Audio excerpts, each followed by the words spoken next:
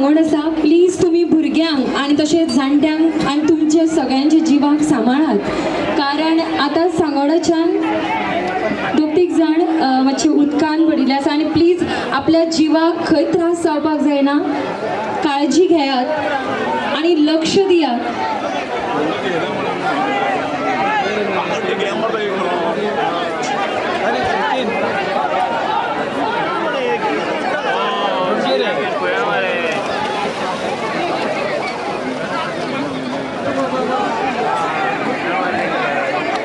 कोणाकूच हानी जावपाक जायना हाची प्लीज काळजी घेयात. जितले सांगोडान जेंकां पिवंक कळटा तेंच्यांनी प्लीज उडी मारून बाकीचे कोण जे उदकान पडले तेंकां प्लीज मदत करात.